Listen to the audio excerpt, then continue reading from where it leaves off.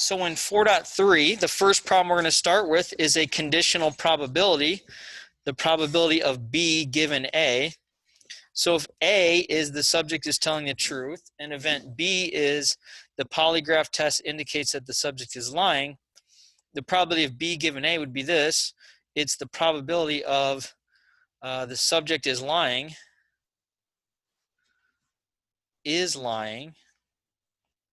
Remember, this vertical bar means given. So far I've got, what I've got here is this whole part is B. Then the vertical line is given the subject is telling the truth. Given subject is telling truth. So notice the polygraph test has made a mistake, right? So the truth is that the person told the truth, but the polygraph test result said that the person's lying. This can happen. This is a type of error. There's two types of errors, type 1 and type 2. We'll talk more about it in the future, but this happens in real life. So we have a justice system that's not perfect, and we put people who are not guilty in jail, and we put people who are guilty back on the streets. It's just part of kind of the fallibility of the system, but it's pretty good. You know, we do our best. So which was the best answer here to capture this? It would be B, the probability that the polygraph indicates lying given that the subject is actually telling the truth, which is what I've written here.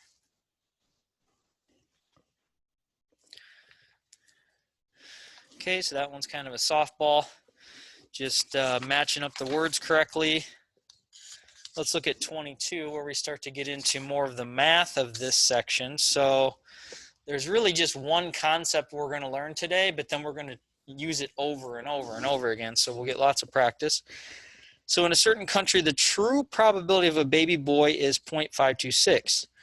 Among the next 7 randomly selected births in the country, what is the probability that at least one of them is a girl? So the key to this whole section is this right here.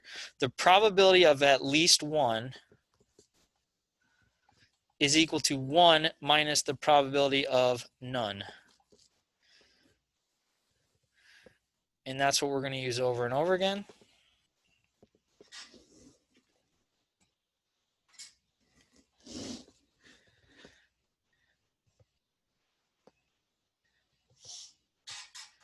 And here's why we want to do it that way, is that there's 2 ways to calculate this. One is I calculate, so if they want the probability of at least one girl, then all I have to do is calculate the probability of no girls and subtract that number from 1. If I don't do it this way, then I have to calculate the probability of one girl plus the probability of 2 girls plus the probability of 3 plus probability of 4 plus 5 plus 6 plus 7. You have to do 7 different probability calculations. So we can take 7 probability calculations and turn it into 1, which is much less work. So this is what we want to do to save us work today. So let's write this in terms of what we have. The probability of at least one girl is equal to 1 minus the probability of no girls. But now we have to think about, well, what does it mean to have 7 babies and no girls? Would you agree with me that that's the same as having the probability of 7 boys? Right? They're having 7 babies here. We're interested in at least one girl, which is the same as having 1 minus no girls. Having no girls is the same as having 7 boys. And they told us the probability of one boy is 0.526. And that 0.526 is going to happen 7 times. So you just raise that to the 7th power. We saw this last time. So because babies are independent events, the probability of 7 boys is the probability of one boy times another boy times another boy times another boy times another boy. So you do that 7 times. So just raise it to the 7th power. If you do this, you would get 1 minus 0.01114, which is 0.9888. And to 3 decimals, we'll call it 989. So it's almost 1. So in 7 births, you're 99% likely to have at least 1 girl.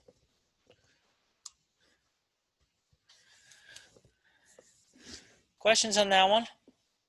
Okay, so that's the crux of it. That's what we're going to be using over and over again is this formula here. Okay, in 23, they give us a table. What would be the first step we do when we see a table like this? Columns. Let's add totals. So let's make a total column, good, and a total row. Now it's going to be a little hard for me to give partial credit on a multiple choice online exam. But you'd still want to get in the habit of doing this because at least if you have a place to start, that gets the ball rolling. So you don't have to think much. Just immediately add these totals in so that you can start to get some work going. So we'd have 39, 52, I think it's 42, 49, and then either add left to right or top to bottom. You'd get 91 total participants in this study. So I guess I should explain it. So what they did was they randomly gave students either 4 quarters or $1. Then they saw, hey, did the student buy gum or did they keep the money? And so let's have, I think they ask it like, did they spend the money or not spend? So let's say they purchased the gum, that's spending the money. So let's use the letter S for that. If they kept the money, that's not spending it. So let's make that S bar.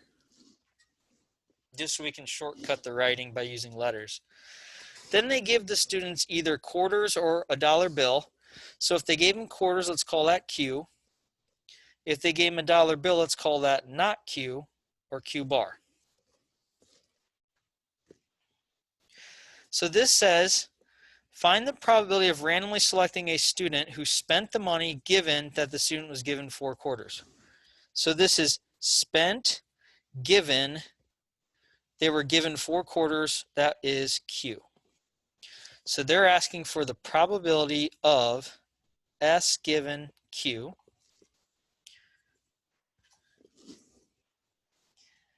And we need one more formula today. That is this one. A conditional probability. The probability of B given A is equal to the intersection of A and B divided by the probability of A.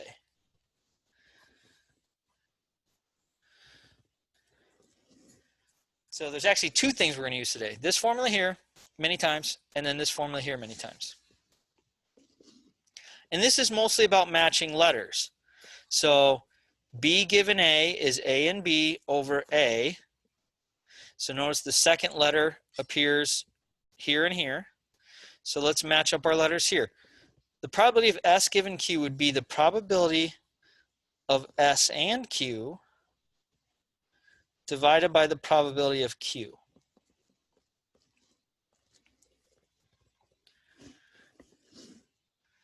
The probability of S and Q is the intersection of the S column and the Q row. So the S column and the Q row is 25. But again, to make it a probability, you have to divide it by the grand total of 91.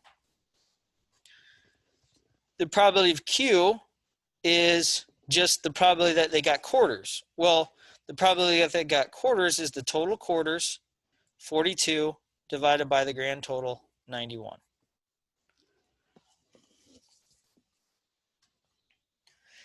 If you've done this correctly, this division and this number and this division, this number will always be the same. And so you can cancel this. So divide by 91 up here and divide by 91 here cancels, and you just get 25 over 42. And if you perform that arithmetic, you will get 0.59 5.52. To 3 decimals, we'll call it 595. So there's about a 60% chance that if you give the students quarters, they will spend it on the gum.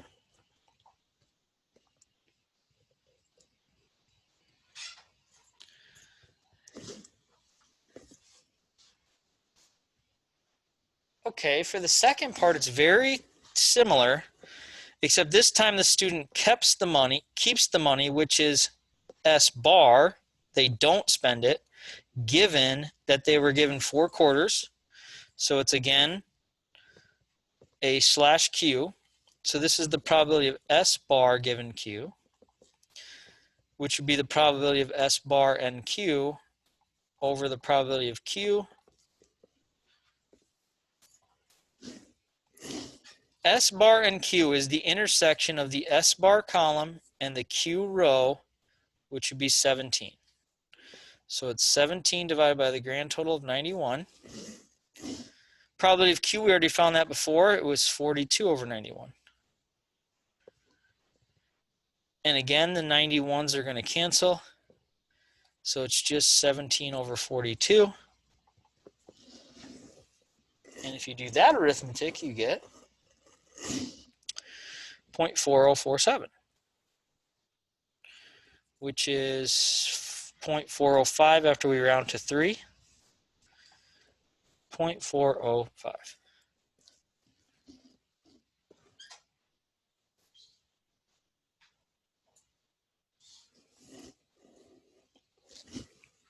Did I lose anyone on these letters or how I got these numbers from? So when I have 2 letters and an and, that's just the intersection of the row and column. And they're always divided by the grand total, whatever numbers you have. Okay, now what do the preceding results suggest? So if I give the student quarters, they're 60% likely to spend it on gum. If I give them quarters, there's a 40, notice that these two add up to 1 because this is the only 2 possibilities. I give you quarters, you're either going to spend it or not spend it, right? But you can kind of see that there's a slightly higher probability that they're going to spend the quarters, right? And this kind of makes sense if you think about it. So if we have folding money, we can easily put it away. We might be less likely to pull it out and spend it. If you have jangly quarters, you might just be like, whatever. I'll spend these on this gum. And that's what this basically supports, is that the students are more likely to spend the gum if they're given quarters.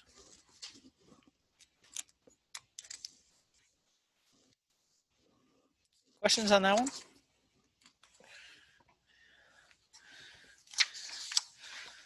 Okay, well, 24 will give us more practice because it's almost the same problem. It's the same kind of gum and quarters scenario. So again, we would go in and immediately add things up.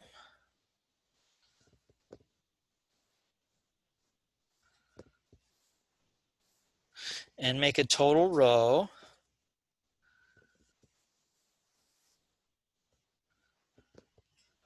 Okay. This should be 41 this time. 48, adding down. Left to right would be 43. 46 and 89 is our grand total now. Okay, the first part says, find the probability of randomly selecting a student who spent the money, so that's S, given that the student was given a dollar bill. So dollar bill is Q bar because it's not quarters.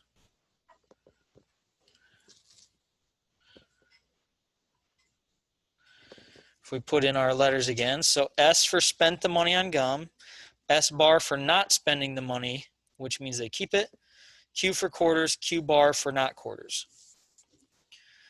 Okay, so we want the probability of spending given they got a dollar bill or not quarters. That's the probability of S and Q bar divided by the probability of Q bar.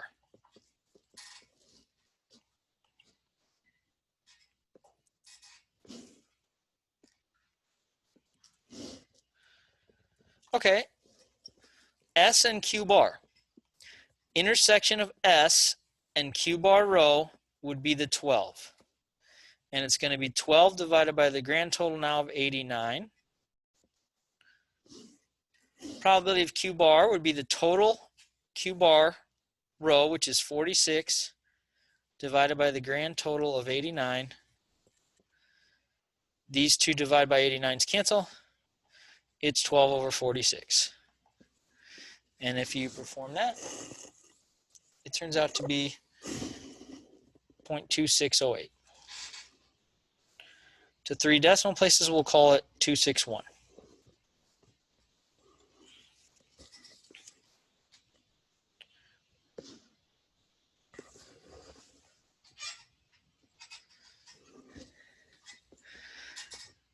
Okay, the next one is, what's the probability that the student kept the money, which is S bar, they didn't spend it, given that they were given a dollar bill, that's Q bar. So this is the probability of S bar given Q bar, which is S bar and Q bar, divided by Q bar. The top one is the intersection of the S bar column and the Q bar row, which would be 34, over the grand total of 89. And Q bar we just found before was 46 over 89. To divide by 89's cancel. 34 over 46. And you would get 0.7391. To 3 decimals, we'll call it 739.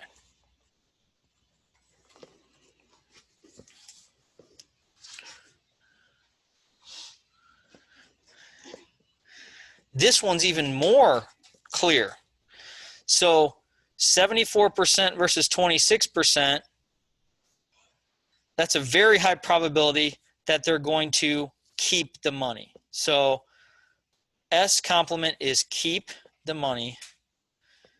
So if you give them a dollar bill, they're much more likely to keep it. And I think the answer again is A.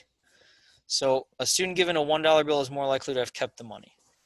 And I think again, the logic test passes. Folding money is a lot easier to tuck away and, you know, kind of organize and keep instead of it finding a way out of your pocket.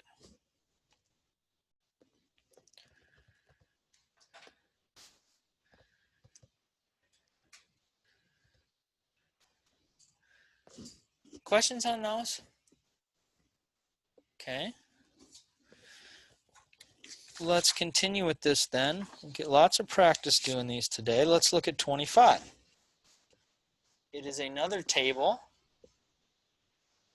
In this one we have a disease. Let's see here.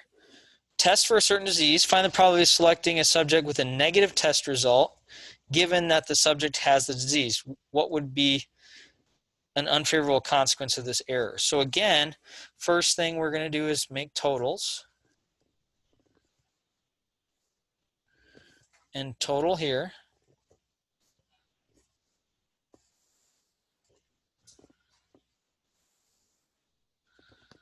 Okay, if we add the total yeses, they become 360. The total no's are 1169. Left to right would be 348. Left to right here would be 1181. And then our grand total is 1529.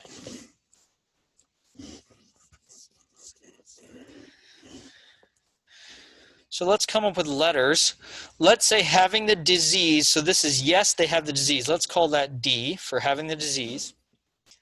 Not having the disease would be D complement. We do not have the disease. Then we have the test, the test to see if we have the disease. The test is either going to come back positive, which we'll call P, or negative, which we'll call P complement.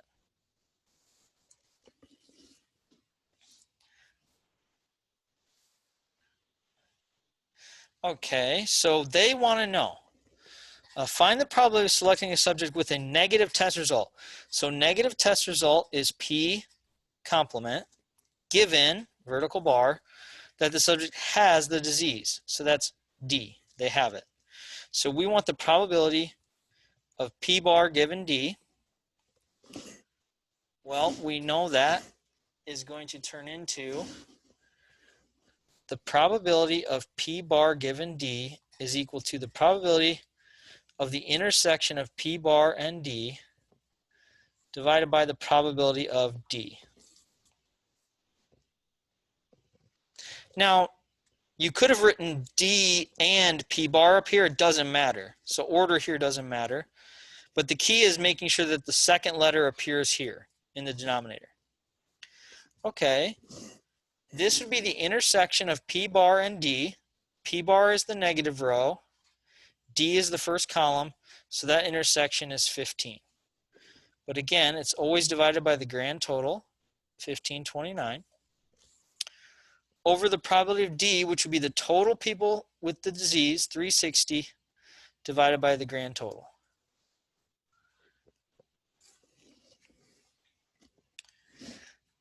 And then the divide by 1529 will cancel. And this is just equal to 15 over 360, which is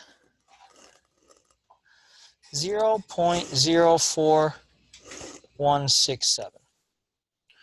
To 3 decimals, we'll call it 0.042.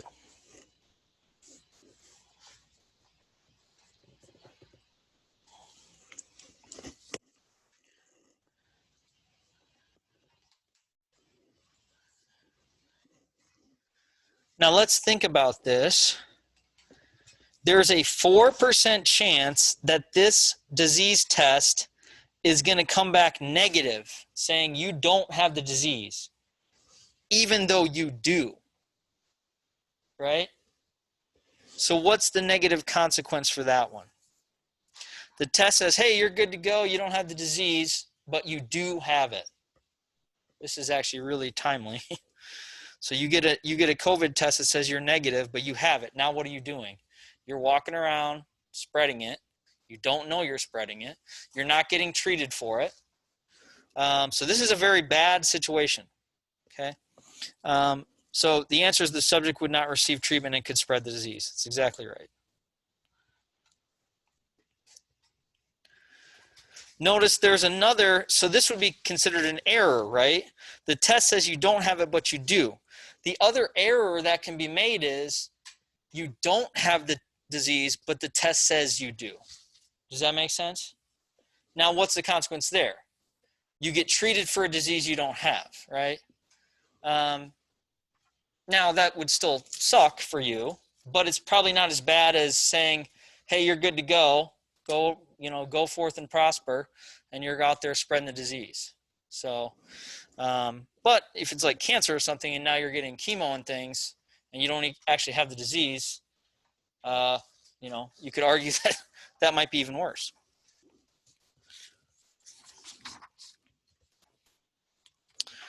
All right, 26. Same kind of deal. So in this one, it's a polygraph test where they have a way to detect if you're lying or not. And so we have, let's make our totals. And our total here.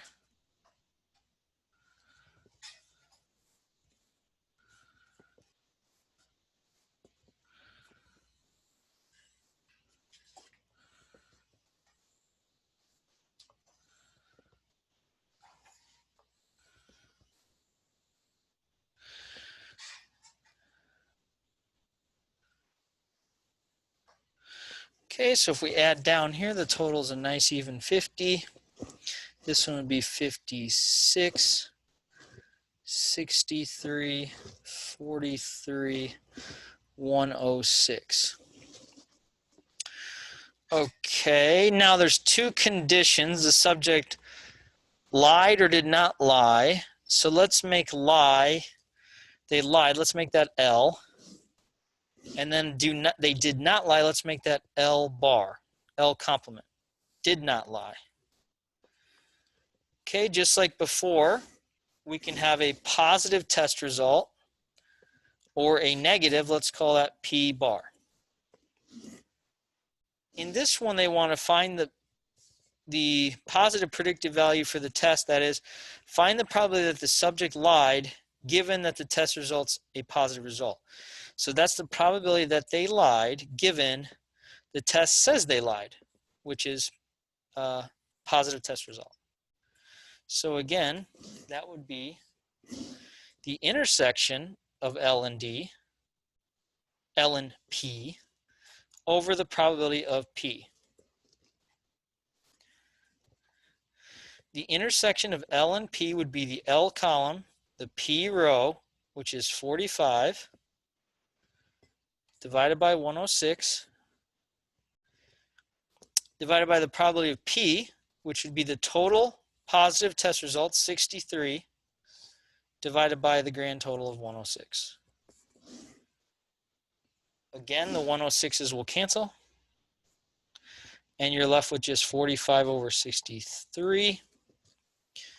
So this test has a positive result, which means it gets it right 71.43% of the time.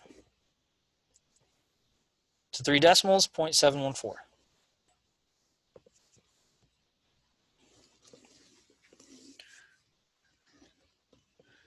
Now, I shouldn't quite say that it gets it. It's going to get it right in 2 cases. It catches you lying, or it says that you're not lying correctly. So the only time it's going to make a mistake is when it says you're lying but you're not, or if it says you're telling the truth when you're not. So there's 2 cases will be right, 2 cases will be wrong. In this case, it's going to correctly identify you as lying 71% of the time. Questions on those? That's kind of the end of the tables in this section. Okay, the next 2 we're going to test that theory that I started with of the at least one probability. So in this next one we have, assume that your computer disk, hard disk fails at a 7% rate in a year. So let's use the letter F for failure. So the probability of a disk failure is 0.07. And then let's immediately just find the probability of the disk not failing, which would be F bar. Well, it's just 1 minus this number, or 93%. So again, 7% fail means 93% not fail. Those 2 should add to 1.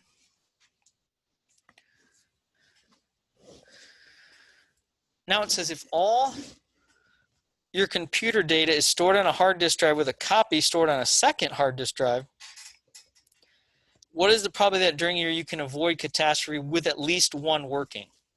So again, when you see the words at least one in this class, you're going to do this. The probability of at least one working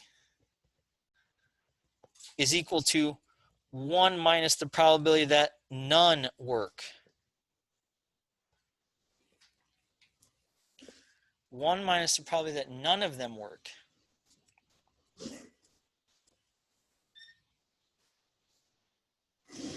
Well, the probability of none of them work would be the probability that both fail in this case. And that would just be 1 minus the probability that one fails is 0.07 times the probability the second one fails is 0.07. Or it's the same as 1 minus 0.07 to the second. In fact, let's write that so you can see the pattern. And when you take this to the second, get a number, subtract it from 1, you will get 0.9951. So there's a 99.51% chance that with 2 disk drives, at least one will work.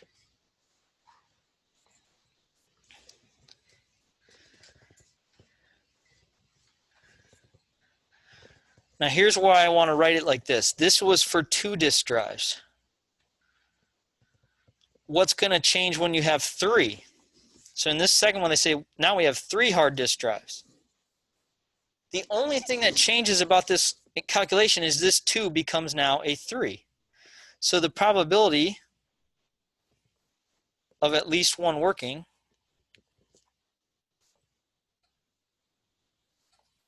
is equal to 1 minus 0.07 to the third. Now I just shortcutted a lot out of this problem. Does everyone see the pattern, what I did? So with 2 disk drives, it's the failure rate of each disk drive to the second power. With 3 disk drives, it's the failure rate of 1 disk drive to the third power. If you had 4, it would be this number to the fourth. If you had 5, it'd be this number to the fifth. So you can shortcut these problems a lot with this pattern recognition. Now we just have to do this number to the third, subtract it from 1, and you will get 0.999657. And they want 6 decimals, so they want all these numbers, 0.999657. But notice there is a bit of a diminishing returns here. So I had 99.5% with 2 disk drives. I've got 99.9% with 3 disk drives.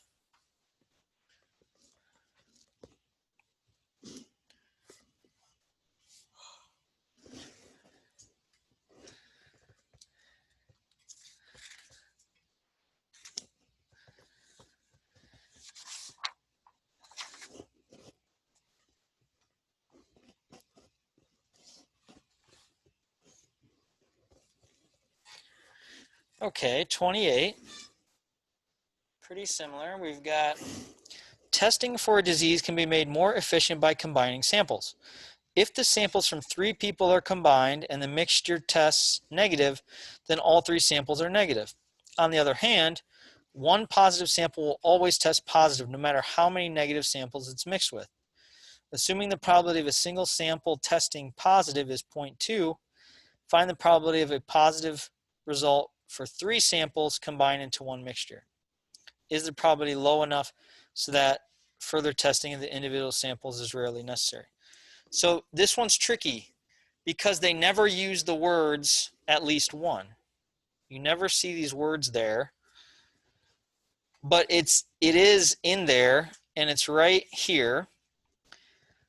1 positive sample will always test positive no matter how many negative samples it is mixed with. So that right there is basically saying if there's at least 1 positive sample, then the whole thing's positive.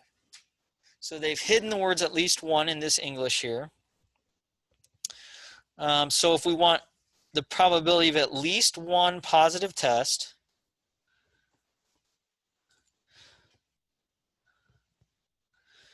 that would be 1 minus the probability of no positive tests.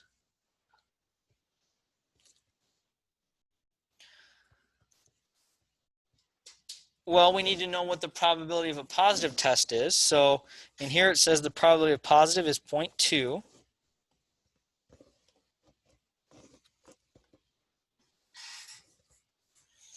So let's use P for that. So the probability of P is 0.2. Therefore, the probability of a negative test, which would be P bar, is 0.8. And if we want no positives, that means we have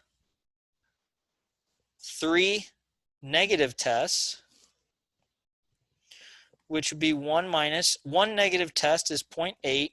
If we want 3 of them, that would be 0.8 to the third. This would be 0.488. So there's almost exactly a 50% probability that there'll be at least 1 positive test result when you take 3 at a time.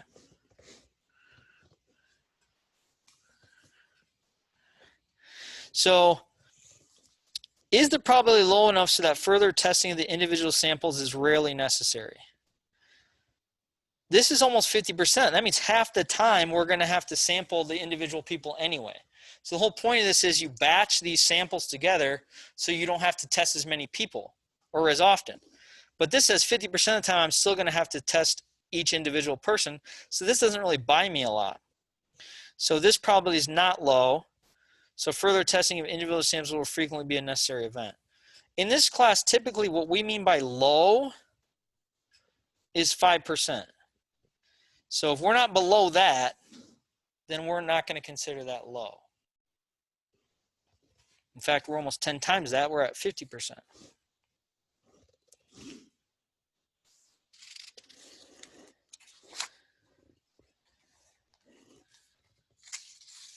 Okay. Last two are our softball ones. Just a quick vocab review. So in at least one is equivalent to what? One or more. But that lies the problem, right? So if I don't do that 1 minus none, then I have to do however many I had. So if it's 7 babies, I've got to do 7 probabilities. If it's 3 disk drives, I got to do 3 probabilities that I've got to calculate. So our shortcut saves us a lot of work. Last question. Confusion of the inverse occurs when we incorrectly believe. I introduced this last class, but I didn't tell you that the name is called confusion of the inverse. And that's when we say that this conditional probability is equal either way. And we had a nice example for that where we said the probability of being a male, given you have blue eyes, is not the same as the probability of having blue eyes given that you're male. And you can easily figure out logically why that doesn't make sense. Okay, that will complete 4.3.